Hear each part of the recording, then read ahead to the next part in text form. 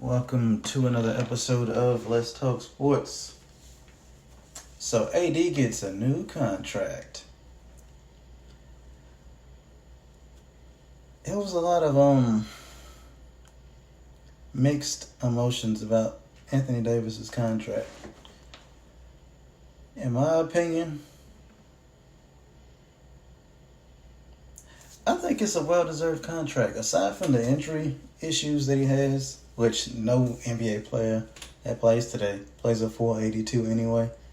That's why they kind of redid the all NBA selections and the incentives for the long-term contracts and the amounts of the contracts based on all NBA, based on the amount of games you play. Because so many of these players aren't playing 60 games. You go from LeBron, Steph, AD, Kawhi, Paul George, who else? Who else missed a lot of games?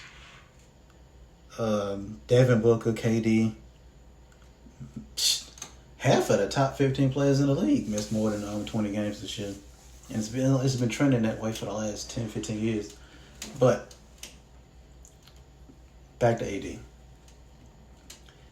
It is my opinion, since he's come to the Lakers, he's been their best player and their most important player. Seeing that the Lakers are the most covered team in the NBA, every year since LeBron's been there, and since AD's been there, AD's been their best player, bro. Had it not been for him and his performance he put on in the bubble, they wouldn't have won the championship. And it shows every time AD goes out, that team, they go on losing streaks, or they go on these like inconsistent streaks. And like, but last year, that time LeBron went out and when he took his sabbatical after breaking Kareem's record, AD carried that team for most of the year. And like a lot of the analysts was giving AD slack. And was like kind of like shortchanging him, but he carried that team for most of the season last year.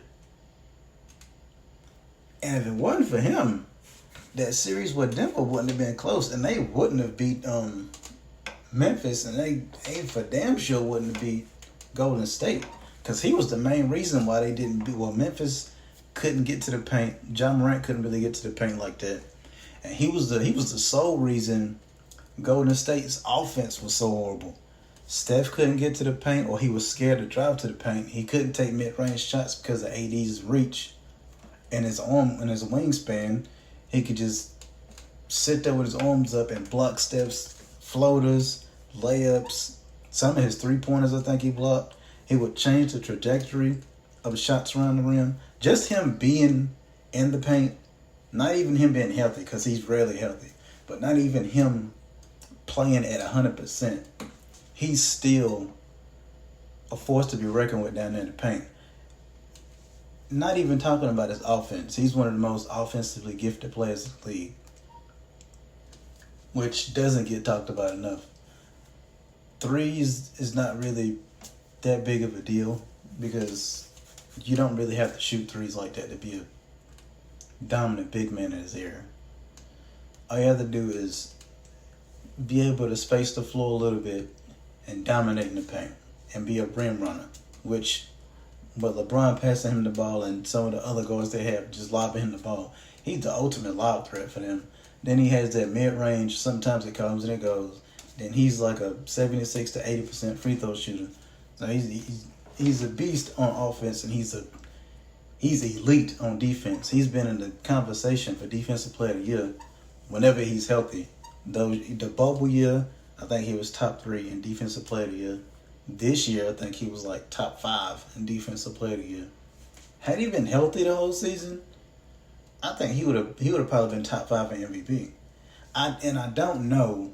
I really don't understand how it happened where he didn't get All NBA. He played one less game than LeBron. He was their best player, but LeBron got All NBA. Makes no sense to me. But as far as his contract, I mean, Jaylen Brown he was highest paid player for some time, for like a couple weeks. But AD's a better player than him. AD plays on the most covered team in the league. I think it was justified. Some people don't think so because AD stays hurt, but most of the players stay hurt. And they still get paid. It's not really a good reason to say that man should get paid. You are what your team says you're worth, or what you think your worth is. And apparently, the Lakers think he's worth $60 million a year. I don't know how they go forward with his contract, because LeBron's probably going to be on a big contract unless he takes a pay cut. But in my opinion, he's the best player on the team. And he deserves a bigger contract. He's a top 8, top 9 player in the league, somewhere around there. Even if you use that Stephen A. Smith logic, when healthy. I mean, either way, the dude's like top 10. So, and he's one of the more dominant defensive and offensive players in the league. So, I don't see a problem with it.